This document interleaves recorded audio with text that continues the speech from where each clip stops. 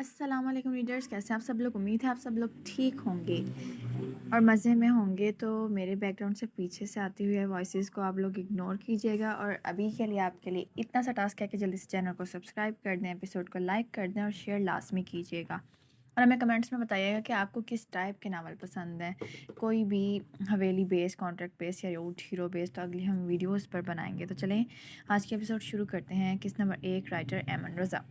فریحہ بیگم اندر آئیں تو اپنی ہونہار بیٹی کو ابھی تک لحاف اوڑھے سوتا دیکھا تو سر پیٹتی رہ گئیں۔ ایمن اٹھ بھی جاؤ، صبح سے 10 دفعہ تمہیں اٹھانے کے لیے آ چکی ہوں۔ مگر محترمہ نیند کی پکی شدائیں لگتی ہیں۔ ان کی کھٹ پٹ سن کر لحاف میں سوئے وجود نے آہستہ آہستہ اپنا لحاف ہٹانا شروع کیا، جس میں سب سے پہلے اس کی سلکی شائنی کالے بال نظر آئے، جن میں میرون شیڈ نظر آتی تھی جو انہیں مزید خوبصورت بناتی تھی۔ پھر آئی آنکھوں کی باری، جن پر اس وقت گھنی دراز پلکوں کا پہرا تھا۔ پھر ناک جو شان سے اٹھی اس کی مغروریت کا پتہ دے رہی تھی، جبکہ انابی لب اس وقت نیم وا تھے۔ مختصر لفظوں میں کہا جائے تو نسوانیت کی عمدہ مثال۔ جو ہی لائٹ گئی تو اس کی ہیزل گرین آنکھیں گرمی کے باعث پٹ سے کھلیں۔ یہ منحوس لائٹ کو بھی ابھی جانا تھا۔ ذرا جو مجھے میرے خوابوں کے شہزادے سے ملنے دیا ہو۔ وہ لائٹ کو کوستی کسل مندی سے اٹھی۔ ایمن اٹھ جاؤ، 8 بجنے والے ہیں، اب 5 منٹ رہ گئے ہیں۔ ماں کی اس بار کی پکار پر اس کے 14 طبق روشن ہو گئے۔ ساری کسل مندی فوراً اڑن چھو ہوئی۔ ہائے میں مر گئی، امی آپ نے مجھے پہلے کیوں نہیں اٹھایا؟ آپ کو پتہ بھی ہے آج میرا شاہ انڈسٹریز میں انٹرویو ہے۔ دہائیاں دیتے ہوئے بجلی کسی تیزی سے واش روم میں بند ہوئی۔ 10 منٹ میں وہ دانت برش کیے، منہ ہاتھ دھوئے، کپڑے بدل کر وہ باہر تھی۔ جینس پر کھلا سا کرتا پہنے، بالوں کو میسی بن بناتے ہوئے اس کے ہاتھ تیزی سے چل رہے تھے، جب اچانک اس کی نظر اپنی آنکھوں پر پڑی۔ میک اپ کی تو اسے ضرورت نہ تھی، خدا کی طرف سے دیا ہوا دودھیا رنگ ویسے ہی اس کی شخصیت کو 4 چاند لگاتا تھا۔ اس نے اپنی فائلز لیں اور باہر آئی۔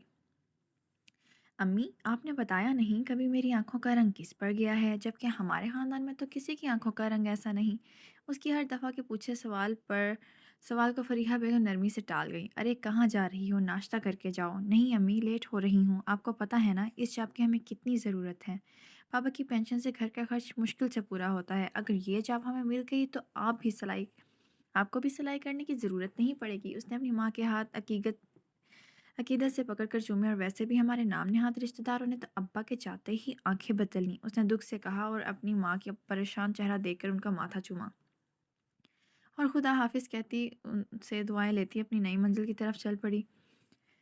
فریحہ بیگم اپنے شوہر کے انتقال کے بعد اپنی بیٹی کے ساتھ اس 3 مرلے کے چھوٹے سے مکان، جس کے 2 کمرے اور 1 کچن تھا، اس میں اللہ کے سہارے زندگی بسر کر رہی تھی، جبکہ ان کے شوہر کے نام نہاد بھائی نے ان سے منہ موڑ لیا تھا، جبکہ فریحہ بیگم کے پیچھے کوئی نہ تھا۔ اب تو وہ اللہ اور اپنی بیٹی کے سارے زندگی گزار رہی تھیں۔ 20 سال پر لگا کر گزر چکے تھے، جن میں کریم صاحب محمد شاہ اپنی زوجہ کے ساتھ دار فانی سے کوچ کر گئے تھے، جبکہ اینی کے ننیال میں سے عادل اور عدیل صاحب بشمول اپنی زوجہ اور اینی کے ددیال میں سے سلطان شاہ اور ان کی بیگم سلیمہ اور مراد شاہ شادی پر جاتے ہوئے ایک کار حادثے میں مارے گئے۔ سب کو یہ کار ایکسیڈنٹ لگتا تھا، جبکہ صرف اینی جانتی تھی کہ یہ ایک سوچی سمجھی سازش تھی۔ احمد شاہ بھی ہارٹ اٹیک کی وجہ سے خالق حقیقی سے جا ملے تھے، جبکہ اب شاہ حویلی میں احمد شاہ کی دوسری بیوی رقیہ شاہ کو ہی بزرگ مانا جاتا تھا۔ اس عرصے میں بھی اینی نے اپنی ڈیوٹی نہیں چھوڑی تھی۔ ارمان کے بہت کہنے کے باوجود بھی وہ ڈٹی رہی۔ جب اینی نے ایان کو اپنے ساتھ رکھنے کا کہا، کیونکہ اینی کو اپنی ٹف ڈیوٹی کے باعث کافی ہفتوں تک بھی گھر سے باہر رہنا پڑتا تھا، جبکہ ارمان نے اس کی اس بات سے انکار کر دیا تھا، جبکہ اینی چاہتی تھی کہ وہ ایان کی تربیت خود کرے، مگر حالات کو کچھ اور ہی منظور تھا۔ اینی اور ارمان کی بہت سی دعاؤں کے باعث ایان کے 5 سال بعد رحمت یعنی انابیہ سے نوازا، جسے پا کر اینی اور ارمان کی زندگی مکمل ہو گئی تھی۔ شان اور معصومہ کی ایک معصوم سی بیٹی پریحہ، جبکہ ارحم اور ریبہ کے 2 ٹوئنس بیٹے عاطف اور عاکف تھے، جو انہی کی طرح شرارتی تھے۔ ثانیہ اور زبیر کی بھی 2 بیٹیاں تھیں، سمن اور عائشہ۔ اگر اس کے بعد اینی کے ننیال میں دیکھیں تو حدید، ماہرہ اور ہادی اور اس کی بیوی اپنے بچوں کے ساتھ بیرون ملک شفٹ ہو گئے تھے۔ پیچھے بچے علی اور ماہین، جن کو اللہ نے 2 بیٹوں تابش عثمان اور 1 بیٹی ثنا سے نوازا تھا، جو افندی مینشن میں خوشحال زندگی بسر کر رہے تھے۔ جہاں وقت اتنا گزر گیا، وہیں اینی اور نمرہ کی دوستی بھی گہری ہوتی چلی گئی۔ نمرہ اور ابراہیم کو اللہ نے 1 بیٹی سے نوازا تھا، جسے لے کر ایان بہت پوزیسو تھا، جبکہ 4 سالہ وہ ایان کی پری بھی اپنی اینی خالہ کی دیوانی تھی۔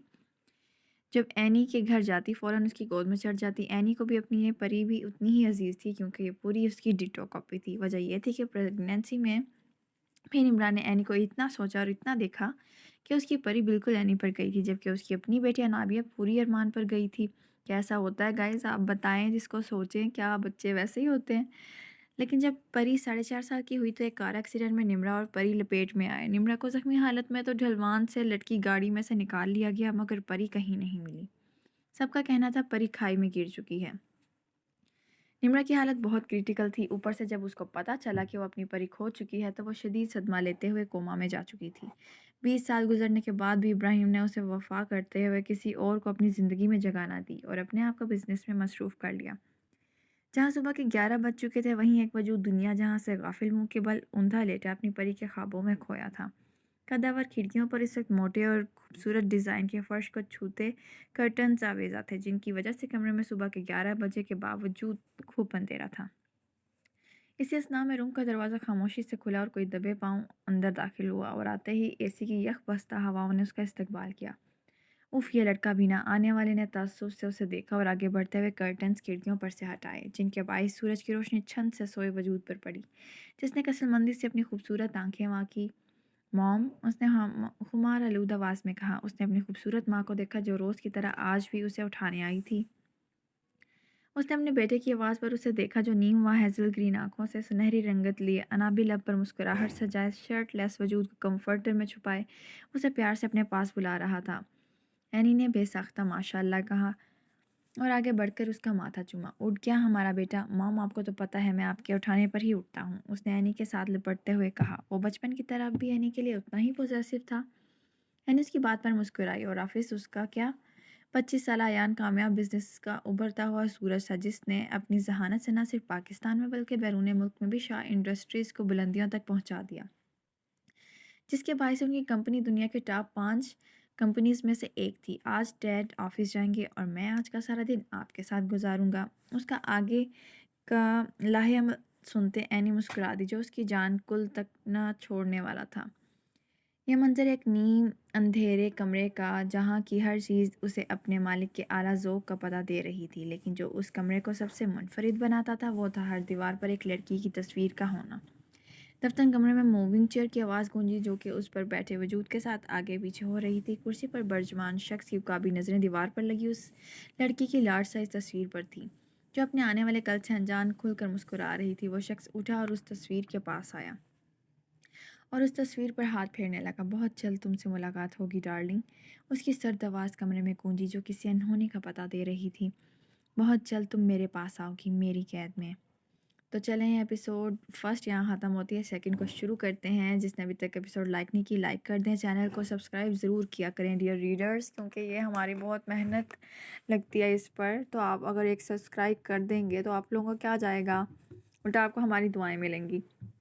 چلیں ایپیسوڈ شروع کرتے ہیں۔ یا اللہ، اس بس کے چکر میں کہیں میرا انٹرویو نہ رہ گیا ہو۔ ایمن نے جلدی جلدی شاہ انڈسٹریز کی سیڑھیاں چڑھتے دعا کی۔ اوپر پہنچنے تک اس کا سانس پھول چکا تھا۔ سچ شکر کہ ایک آخری لڑکی رہ گئی تھی۔ اس کے فوراً بعد اس کی باری آ گئی۔ باہر وہ سن آئی تھی کہ ابھی تک کسی کو سلیکٹ نہیں کیا گیا، اور یہ بھی سن رکھا تھا کہ یہاں کا باس نہایت سڑیل ہے۔ وہ اللہ کا نام لیتی ہوئی اندر داخل ہوئی تو اے سی کی کولنگ نے اس کی طبیعت پر اچھا اثر ڈالا۔ بیٹھیے مس۔ ارمان نے مس کے آگے وقفہ دیا، کیونکہ وہ اس کے نام سے انجان تھا۔ ایمن ناز، اس نے فوراً جملہ مکمل کیا اور سیٹ پر بیٹھی۔ سامنے بیٹھے سوبر سے شخص کو دیکھتے ایمن کو اچھا لگا۔ دکھنے میں تو اچھے ہیں انکل، یہ پہلی سوچ تھی جو اس کے ذہن میں آئی۔ توبہ، یہ میں کیا سوچنے لگی؟ Concentrate Aiman, focus. اس نے فضول خیالات کو جھٹکا۔ ارمان کو بھی باقیوں کے مقابلے میں ایمن صحیح لگی، کیونکہ باقی لڑکیاں جاب کی نیت سے تو نہیں آئی لگ رہی تھیں، بلکہ ان کو میک اپ کی دکان کہا جائے تو زیادہ بہتر رہے گا۔ جبکہ ایمن نے سادہ سی ڈریسنگ کی تھی۔ تو مس ایمن، آپ انٹرویو کے دن ہی لیٹ ہیں؟ سر، وہ میں بس لیٹ ہو گئی تھی، اس نے خجالت سے کہا۔ ارمان اس کی حاضر جوابی پر محسوس ہوا تھا۔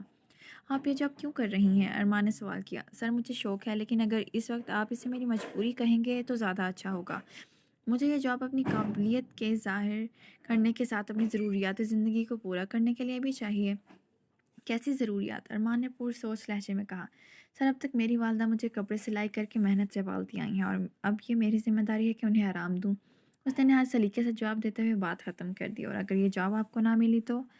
ارمان نے اسے ایک اور پہلو سے آگاہ کیا۔ تو سر، کسی اور جگہ اپلائی کروں گی، اور اگر وہاں بھی ناکامی ہوئی تو سر، ہمت مردہ مدد خدا، خدا نے چاہا تو کہیں مل ہی جائے گی۔ میں حوصلہ نہیں ہاروں گی جب تک منزل نہ حاصل کر لوں۔ ارمان کو اس کی آنکھوں میں کچھ پا لینے کا عزم دکھائی دیا تھا۔ Okay you may go now, Aiman sure sir کہتی نکل گئی۔ اس سے پہلے کہ وہ بلڈنگ سے باہر نکلتی ریسیپشنسٹ نے اسے روکا۔ اور اپائنٹمنٹ لیٹر آپ کو ارمان سر نے اپوائنٹ کر لیا ہے، کل آ کر کام سمجھ لیجیے گا۔ ایمن خدا کی اس کرم نوازی پر دل سے شکر گزار ہوئی جس نے اسے کسی اور آزمائش میں نہ ڈالا تھا۔ اس نے ریسیپشنسٹ کے ہاتھ سے اپوائنٹمنٹ لیٹر لیتے اس کے گال پر خوشی سے پیار کیا اور اچھلتے ہوئے نکل گئی۔ پیچھے وہ کھڑی اس جلی کی حرکت پر مسکراتی رہ گئی۔ شاہ حویلی میں اس وقت سب ناشتے کی میز پر برا جمان تھے۔ ینگ جنریشن سب ناشتے پر ایسے ٹوٹے ہوئے تھے جیسے ناشتہ آخری دفعہ نصیب ہوا ہو۔ عاطف اور عاقف کو یوں ندیدوں کی طرح کھانا ٹھونستے دیکھتے ثانیہ اور دوبیر کی بیٹی سمن کی رگ ظرافت پھڑکی۔ مجھے تو لگتا ہے آج کسی کے حصے میں کھانا نہیں آنے والا، کیونکہ چاہے پناہ عاطف صاحب سب کچھ خود ہی سمیٹنے کے چکروں میں ہیں۔ خود پر بھی نظر کرم کر لیا کرو موٹی، عاطف نے اپنے بھرے منہ کے ساتھ حساب بے باک کیا۔ تم دونوں کے گھر کا راشن ختم ہو گیا ہے جو یہاں آ گئی؟ عاقف نے عائشہ کو آنکھ مارتے ہوئے نشانے پر رکھا جس پر وہ اس کی بکواس پر بس اسے کھور ہی سکی، کیونکہ اس بلا کو جواب دینے کا مطلب تھا آ بیل مجھے مار۔ معصومہ جو ان لوگوں کی نوک جھونک سے لطف اندوز ہو رہی تھی ان کی خاموش ہونے پر بولی، کیا یار آپ لوگ چپ بھی ہو گئے؟ ابھی تو مزہ آنا شروع ہوا تھا۔ ان کی لڑائی میں زیادہ چسکے عرف معصومہ تھیٹا ہی لیتی تھی، اور ابھی تو میرا ناشتہ بھی ختم نہیں ہوا۔ اس نے اپنے نظر کا چشمہ ٹھیک کرتے کہا۔ سب منہ کھولے اس سے چھوٹی فتنی کو دیکھنے لگے۔ بھائی کبھی تو ماما کی جان چھوڑ دیا کرو۔ انابیہ نے جب اینی کو ایان کے منہ میں نوالے ڈالتے دیکھا تو جلتے ہوئے بولی، جو سنڈے کے دن ان کی مشترکہ ماں پر قبضہ کیے رکھتا تھا، کیوں بھائی تمہیں فرصت مل گئی ماموں کے گھر سے؟ انابیہ اپنے علی ماموں کی چمچی تھی جو زیادہ تر افندی مینشن میں ہی پائی جاتی تھی، کیونکہ اس کی علی کے بڑے بیٹے تابش سے بہت بنتی تھی۔ ان دونوں نے اکٹھے ہی ISI جوائن کی تھی۔ ارمان اور سبھی گھر والے اس کے بہت خلاف تھے، مگر اینی کو کوئی اعتراض نہیں تھا کیونکہ وہ خود اس کا حصہ تھی۔ بالآخر انابیہ نے ارمان کو ایموشنل بلیک میل کر کے منا ہی لیا تھا۔ انابیہ نے اس کی بات پر ناک سکیڑی اور اسے زبان دکھاتے ہوئے کھانے کی طرف متوجہ ہو گئی۔ یوں ہی نوک جھونک میں ناشتہ کیا۔ شام کے وقت علی اپنے بیوی بچوں سمیت شاہ حویلی آیا تھا۔ سبھی بڑے باتوں میں مگن تھے، جبکہ تابش نے آنکھوں میں انابیہ سے معصومہ کے بارے میں پوچھا۔ انابیہ نے اسے اشارے سے بتایا کہ وہ سو گئی ہے۔ تابش اپنی فتنی کی چالاکی سمجھ گیا، جو اس سے بچنے کے چکروں میں سوتی بنتی بھی کیوں نہ، جب بھی وہ اس سے ملتا اس کی ننھی سی جان قبضے میں کر لیتا۔ معصومہ تابش کی منکوحہ تھی، یاد رہے یہاں معصومہ کی جگہ پریحہ آئی تھنک یوز ہوتا ہے، رائٹر سے مسٹیک ہو گئی ہوئی ہے۔ اس نے ارد گرد اس سب کو باتوں میں مصروف پایا تو سب کی نظر سے بچ بتاتا ہوا اوپر معصومہ کے کمرے کی طرف کیا۔ دوسری طرف جب معصومہ نے کمرے کے باہر قدموں کی چاپ سنی تو فوراً روم لاک کر لیا اور اپنے بچ جانے پر شکر ادا کرنے لگی۔ تابش نے دروازہ کھولنا چاہا تو دروازے کو لاک پایا۔ تابش اس کی حفاظتی تدبیر پر مسکرا دیا۔ اس کی آنکھیں دو پل کو شیطانی مسکراہٹ لیے چمکیں، اور پھر کیا تھا، وہ ساتھ انابیہ کے کمرے کی بالکنی سے چھلانگ لگا کر معصومہ کی بالکنی میں آ گیا۔ اب تمہیں مجھ سے کون بچائے گا بیبی؟ معصومہ نے جب باہر خاموشی محسوس کی تو خوشی سے اچھل کر یس بچ گئی مانسٹر سے، وہ خوشی سے چشمہ اوپر کھسکاتے پرجوش لہجے میں کہتی موڑی تو اندھیرے میں تابش کو دیوار سے ٹیک لگائے دیکھ ساری ہوا نکل گئی۔ اس کو دیکھتے ہی وہ گھگیا گئی۔ جی میں، اس نے اس کی نقل اتارتے ہوئے کہا اور دھیرے قدموں سے اس کی طرف آنے لگا۔ اس کو اپنی طرف آتا دیکھ معصومہ کی سانسیں سینے میں اٹک گئیں۔ وہ پیچھے ہوتے ہوئے دیوار سے جا لگی، جبکہ تابش نے اس کے ارد گرد دونوں بازوؤں کا گھیرا بناتے اس کے بھاگنے کی تمام راہیں مفقود کر دیں۔ اب بولو بیبی کس سے بھاگ رہی تھی؟ اس نے دائیں ہاتھ کی انگلی سے اس کے ماتھے سے لے کر ہونٹوں تک لکیر کھینچتے کہا۔ اس کے عمل سے معصومہ کی جان لبوں پر آ گئی اور وہ اونچے اونچے سانس لینے لگی۔ تابش سمجھ گیا کہ معصومہ کو استھما کا اٹیک ہوا ہے۔ معصومہ آنسوؤں سے لبریز آنکھوں میں منت لیے اسے دیکھنے لگی جو ڈٹ کر اس کے آگے کھڑا تھا۔ جب تابش کو لگا کہ اب وہ سانس نہیں لے پائے گی تو ایک جھٹکے میں اسے گردن سے کھینچ کر قریب کرتے ہوئے اپنے سلگتے ہوئے لب اس کے ٹھنڈے پڑتے لبوں پر رکھے اور قطرہ قطرہ اپنی سانسیں اس میں منتقل کرنے لگا۔ معصومہ بھی اپنی زندگی کی خاطر اس بے رحم شخص کی سانسیں کھینچنے پر مجبور ہو گئی۔ تابش نے دونوں ہاتھ اس کی کمر پر رکھے اور اس کے اپنے بیچ تمام فاصلے مٹا دیے۔ اب اس کے عمل میں شدت آ رہی تھی جس پر معصومہ نے اس کے کالر کی مٹھیاں بھینچ لی تھیں۔ کمرے میں معنی خیز سی خاموشی چھا گئی تھی۔ 10 منٹ بعد جب تابش نے اسے بخشا تو گہرے گہرے سانس بھرنے لگی۔ تابش نے اس کے ہونٹوں پر کٹ لگا دیکھا تو اپنی محبت کی شدت پر مسکرا دیا۔ मासूमा की टांगें अभी भी काँप रही थीं। उसने अपने होंठों पर जलन महसूस की तो हाथ बेसाख्ता होंठों पर गया जहाँ छोटे से कट से खून रिस रहा था। उसने शिकवा कुन आँखों से अपने बेरहम शख्स को देखा तो वो उसकी आँखों में शिकवा महसूस किए मुस्कुरा दिया। ये मुझसे छुपने की छोटी सी सज़ा थी। नेक्स्ट टाइम बी केयरफुल, मैं तुम्हें हर वक्त अपनी आँखों के सामने देखना चाहता हूँ। होप सो तुम समझ गई होगी। उसने आँख मारते हुए उसे होंठों की तरफ इशारा करते कहा तो उसकी सूरत लाल कंधारी हो गई। वो उसकी हालत देख कहका लगाते हुए उसे अपने गले में भींच गया। मेजर काशान, ये बहुत ही हसास किस्म का केस है। इसकी किसी को कानो कान खबर नहीं होनी चाहिए, ख़ासकर उस डेविल को। इस केस में हमें इविल डेड की मदद भी दरकार होगी क्योंकि बस वो उस डेविल को इस मिशन में कामयाब होने में मदद दे सकता है, वरना मिशन को भी नुकसान पहुंचाएगा और पिछली बार की तरह बहुत से फौजी शहीद हो जाएंगे। मैं अपनी टीम को अपने आपके अंडर देखना चाहता हूँ। Are you ready? कैप्टन ने कड़क लहजे में पूछा। यस सर, उसने एक अज़म से कहा। उस कमरे में मेजर काशान के बारोब और जोशीली आवाज़ गूंजी। मेजर काशान 32 साला फौजी नौजवान था जिसकी काली गहरी आंखें गहरे राज लिए हुए थीं। तराशीदा 2 इंच की दाढ़ी फौजी कट हेयर कट में वो नज़र लग जाने की हद तक बहुत प्यारा लग रहा था। वो मर्दाना वजाहत का मुंह बोलता शिकार था जिसके लहजे में पा लेने का और मिटा देने का अज़म था। I will successful in my mission sir, ये कहते ही वो बाहर निकल गया और अब उसके चेहरे के तासुरात यकसर बदल चुके थे, बिल्कुल अनजान जैसे वो उसकी शख्सियत का हिस्सा ही ना हो। शाह वेली के मकीन इस वक्त सैर व तफरीह से वापस आ रहे थे जब एनी को अजीब से एहसास ने घेरा। उसने इधर उधर निगाह दौड़ाई। उसे खतरे की बू आ रही थी। उसने एकदम से नज़र बचाकर जैकेट की अंदरूनी जेब से गन निकाली। Everyone get back into the cars immediately. उसके संजीदा लहजे पर सब चौकन्ने हुए। एनी कोई प्रॉब्लम है? शान ने उसकी परेशानी भांप ली थी। यंग जनरेशन भी एनी का मुंह तकने लगी। उसने लब भींच कर सबको गाड़ी में बैठने का इशारा दिया जिस पर सब बड़ों ने बच्चों को फ़ौरन गाड़ी में बिठाया और एनी के कहने पर गाड़ियां दौड़ाईं जबकि अरमान तेज़ी से एनी के पास आया। एनी सब ठीक है ना?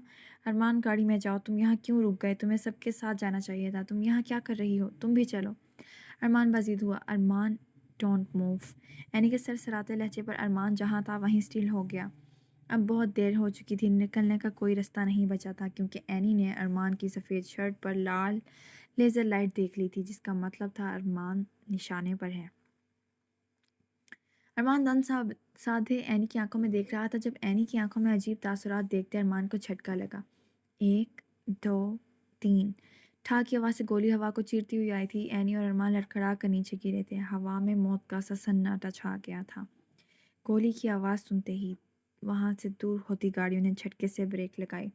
एनी, अरमान, शान और अली के मुंह से बेसाख्ता निकला था जबकि बच्चों ने भी गाड़ी रिवर्स करते वहीं मोड़ दी जहाँ उनके माँ बाप थे, मगर अब वहाँ खामोशी खामोशी ही खामोशी थी। फिर तुम्हें मुझसे कोई नहीं बचा सकेगा, तुम्हारा वो सो कॉल्ड बाप भी नहीं। उसके बेहंगम कहके ने दरो दीवार हिला दिए। उसके कमरे की दीवारें आने वाले वक्त पर रंजीदा थीं। तो चलें थर्ड केस शुरू करते हैं। गोली की आवाज़ के 1000वें हिस्से में एनी अरमान को लेकर नीचे गिरी। अरमान उठने लगा तो एनी ने उसके कंधों पर दबाव डालते हुए उसे नीचे ही लेटे रहने दिया। कुछ सेकंड गुजरे कि उनके पास एक शीशे की बोतल आकर टूटी जिसमें एक कागज़ फंसा था। कुछ गाड़ियाँ खड़े होने के बायस उनकी बचत हो गई थी। एनी अभी भी अरमान के सीने पर ही लेटी थी, साथ साथ अपने अतराफ में नज़रें घुमाकर हालात का जायज़ा ले रही थी। जबकि अरमान सुध बुध बुलाए बस एनी ही में खोया था जो उसकी सांसों के बहुत नज़दीक थी। कितनी ज़रूरी थी ना ये लड़की उसकी ज़िंदगी के लिए।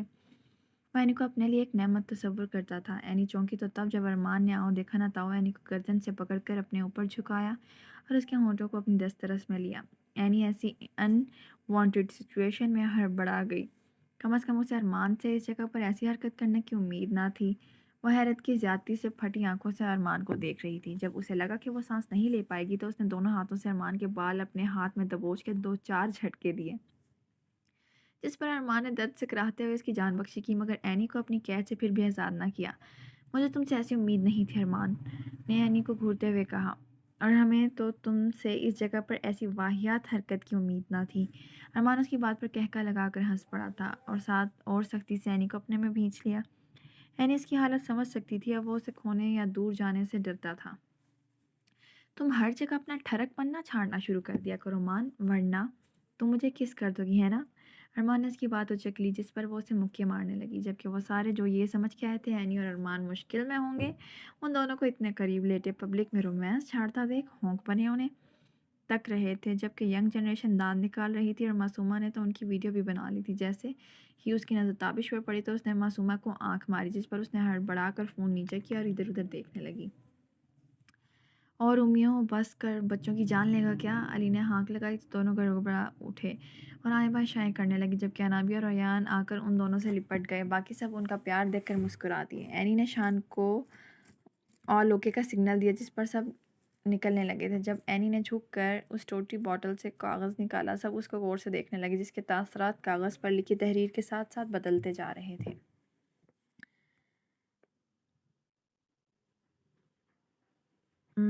آج ایان 2 دن کے بعد آفس آیا تھا۔ جوں ہی وہ آفس میں جانے لگا، ایک لڑکی نے اسے روکا۔ کہاں گھسے چلے آ رہے ہو، گھسے چلے آ رہے ہو مسٹر؟ ایان نے اس کے دماغ سے کھسکی نئی لڑکی کو دیکھا جو ایان کو اسی کے آفس میں جانے سے روک رہی تھی۔ ایان نے ایک آئی برو چکا کر اس کی ہمت کو داد دی۔ Who are you? میں ایان سر کی پرسنل اسسٹنٹ۔ اس کی بات سنتے ہی وہ کیبن میں چلا گیا، جبکہ وہ ارے ارے کرتی رہ گئی۔ یہ کیا بدتمیزی ہے مسٹر، میں آپ کو اندر آنے سے روک رہی ہوں اور آپ تنتناتے ہوئے اندر آ پہنچے ہیں۔ کیا یہ آپ کی خالہ جی کا گھر ہے؟ ایمن نے کمر پر ہاتھ ٹکاتے آنکھیں مٹکاتے ہوئے کہا۔ ایان ایک پل کو اس کی آنکھیں دیکھ کر چونکا، پھر سر جھٹکا۔ دنیا میں ہزاروں لوگوں کی آنکھیں اسی سے مل سکتی تھیں، ضروری تو نہیں یہ وہی ہو۔ اس نے سر جھٹکا۔ مس آئلہ اندر آئیں۔ اس نے ارمان کی سیکرٹری کو انٹرکام پر اندر بلایا۔ آپ انہیں بتائیں میں کون ہوں، اس کے بعد انہیں اپوائنٹ کرنے کی وجہ بتائیں اور انہیں فائر نہ کرنے کا جواز۔ یہ ایان سر ہیں، ارمان سر کے بیٹے، اس کمپنی کے مالک۔ ایمن نے یہ سن کر زور سے اپنی آنکھیں میچیں۔ کبھی تو سوچ سمجھ کر بولا کر ایمن، اس نے اپنے آپ کو کوسا۔ اور سر انہیں سر ارمان نے اپوائنٹ کیا اور کہا ہے ایمن یعنی آپ کی نئی سیکرٹری کو ان کے علاوہ کوئی بھی فائر نہیں کر سکتا، آپ بھی نہیں۔ ایان نے اس بات پر خونخوار نظروں سے ایمن کو دیکھا، جس نے وہ مشکل تھوک نکلا۔ سوری سر، وہ میں سمجھی کوئی اور آپ کے آفس میں گھس رہا ہے۔ اسٹاپ اٹ، مجھے رحیم انڈسٹریز کی فائل اپنے ٹیبل پر چاہیے 2 منٹ میں۔ ایمن جو اسے ہونکوں سے اسے سن رہی تھی۔ I am talking to you lady, go get back to work. اس کے دھارنے پر وہ ہوش میں آتی باہر بھاگی، مگر ایان کو ہٹلر کا خطاب دینا نہ بھولی تھی۔ جانا انابیہ ڈیول کیس کے لیے تابش کے ساتھ کینیڈا رہی تھی، مگر اینی نہیں مان رہی تھی۔ حیران کن بات تو یہ تھی کہ ہر کیس میں اس کا ساتھ دینے والی یعنی اس کی سگی ماں ہی اسے اس کیس میں ہاتھ ڈالنے سے سختی سے منع کر رہی تھی، لیکن انابیہ نے بھی ضد پکڑ لی تھی۔ اس نے سب کو رو دھو کر جانے کے لیے کنونس کر لیا تھا، جبکہ ارمان کے آگے صرف ایک آنسو بہانے سے ہی اسے پرمیشن مل گئی تھی۔ اب مشکل امر یہ تھا کہ اینی کو کیسے منایا جائے۔ اس نے سوچ لیا تھا اگر اینی نہ مانی تو وہ تب بھی اس کیس کو سالو کرنے میں جی جان لگا دے گی۔ اگر اسے اینی کو بتائے بغیر بھی جانا پڑتا تو وہ جائے گی۔ دوسری طرف اینی ہاتھ میں وہ کاغذ لیے اس پر غور کر رہی تھی۔ اس کی نظریں ایک ایک لفظ کو نہایت باریک بینی سے جانچ رہی تھیں۔ ان سے ایسی کون سی دھمکی ہے جو ایول ڈیڈ اسے دینا چاہتا ہے، ڈیول اسے دینا چاہتا ہے؟ سنا ہے دشمن کا دشمن دوست ہوتا ہے، مگر یہاں معاملہ الٹ ہے۔ ایول ڈیڈ دوست کا دشمن بھلا کیا کہلائے گا؟ میری دشمنی سے ایول ڈیڈ سے نہیں بلکہ اس کے جسم کے حصے سے ہے۔ میں کوئی دشمنی نہیں چاہتا، مگر اس کے محسن کو جڑ سے اکھاڑنا ہی میرا انتقام ہے۔ اگر بچا سکتے ہو تو بچا لو اپنے محسن کو۔ یہ سطر پڑھ پڑھ کر اینی کا سر دکھنے لگا تھا۔ اس کا ایسا کون سا محسن ہے؟ جو بھی تھا، اگر اس کا مطلب تھا کہ وہ ڈیول ہے جس کی دشمنی یعنی کہ کسی قریبی کی جان لینا چاہتا ہے، اسی کے خاندان سے، مگر کس کی؟ اسی لیے اب اسے سب کی حفاظت کرنی تھی، خاص کر اپنے بچوں کی۔ مس ایمن۔ ایان کی دھڑ پر ایمن جو تھوڑی دیر سستانے کے لیے اپنے کیبن میں بیٹھی تھی گڑبڑا کر اٹھی۔ آپ کو یہ ڈیٹا انٹری کرنے کے لیے کہا تھا؟ نہیں سر، وہ میں ذرا دیر کے لیے بیٹھی تھی، اس نے اٹکتے ہوئے کہا۔ ذرا دیر مائی فٹ، وہ ڈیٹا ڈیلیٹ ہو گیا ہے، وہ چلایا۔ ایمن کو اس کے یوں بار بار دھاڑنے پر تب چڑھی اور یہ بندہ اس کے سر پر چڑھ رہا تھا۔ اسے 2 منٹ لگے تھے اپنے اصلی موڈ میں آنے پر۔ اس نے اسے یوں چلانے پر اپنے کان میں انگلی پھیری جیسے اس کی فالتو باتوں سے اکتا آ گئی ہو۔ ایان نے اس کی اس حرکت پر گھونٹ کے گھونٹ پیے۔ اس سے پہلے کہ وہ پھر کچھ کڑوا بولتا ہے، میں نے اس کی بات کاٹی۔ پہلی بات تو یہ مسٹر ایان، کر دی نا آپ نے پرانی جنریشن والی بات، مانا کہ آپ پچھلی جنریشن سے بلونگ کرتے ہیں، مگر ہم نئی جنریشن والوں سے کچھ تو سیکھیے آپ۔ اس کے اس طرح بولنے پر ایان کو صدمہ ہوا جو اسے پچھلے زمانے کا کہہ رہی تھی۔ ہم لوگوں سے سیکھیے کچھ کام، یہ ٹیکنالوجی کب کام آئے گی؟ آپ یہ ٹیکنالوجی کب کام آئے گی؟ ایک چیز ہوتی ہے بیک اپ، جس سے ہم سارا ڈاٹا ریکور کر سکتے ہیں۔ آپ پہلے ہی میں نے اس کا بیک اپ پہلے ہی تیار رکھا، مگر آپ سنیں تو نہ ہر وقت دوسروں پر چڑھ دوڑتے ہیں۔ اس نے ایک ہی سانس میں بولتے ہوئے اسے تارے دکھا دیے، جبکہ ایان ہونکوں کی طرح اسے دیکھنے لگا جس نے 5 منٹ میں اس کی واٹ لگا دی تھی۔ ہم مزے سے اس کے پاس سے گزر کر یہ جا وہ جا۔ ایان مٹھیاں بھینج کر رہ گیا۔ اب یقیناً اس کی زندگی یہ لڑکی گولمال کرنے والی تھی۔ انابیہ سکون سے تابش کے ساتھ پلین میں بیٹھی تھی، جبکہ وہ اسے تگڑی گھوری سے نواز رہا تھا۔ کیا ہے؟ وہ پھاڑ کھانے کو دوڑی۔ اس کے انداز پر تابش نے آنکھیں سکیڑ کر اسے دیکھا۔ میڈم، پھوپھو سے چوری چھپے تم آئی ہو اور اب یوں مجھے آنکھیں دکھا رہی ہو، تمہیں ذرا بھی اندازہ ہے؟ اگر پھوپھو کو پتہ چلا تو وہ ہمارا کیا حال کریں گی؟ ڈونٹ وری پاپا، سب سنبھال لیں گے۔ اس نے ایک ہی بات کہتے آنکھیں سکون سے مون لی۔ دوسری طرف اینی پر اپنے مخبر کے منہ سے نکلی یہ بات کہ انابیہ 2 دن پہلے ہی لنڈن فلائی کر چکی ہے، یہ خبر اینی پر بم کی طرح گری۔ اس کے کان میں فقط یہ الفاظ گونج رہے تھے، بچانا ہے تو بچا لو اپنے محسن کو۔ اور اینی یہاں مات کھا گئی تھی۔ اب کیا ہوگا؟ ایپیسوڈ یہاں ختم ہو جاتی ہے۔ تو 3 ایپیسوڈ میں نے دیے ہیں۔ اب آپ کا فرض بنتا ہے کہ چینل کو سبسکرائب کریں، ویڈیو کو لائک کریں اور شیئر ضرور کریں اپنے فرینڈس کے ساتھ، ٹھیک ہے؟ اور کمنٹس میں بتائیں کہ ایپیسوڈ کیسی لگ رہی ہے اور اگلا ناول کس بیس پر چاہیے، ٹھیک ہے؟ اوکے، اللہ حافظ۔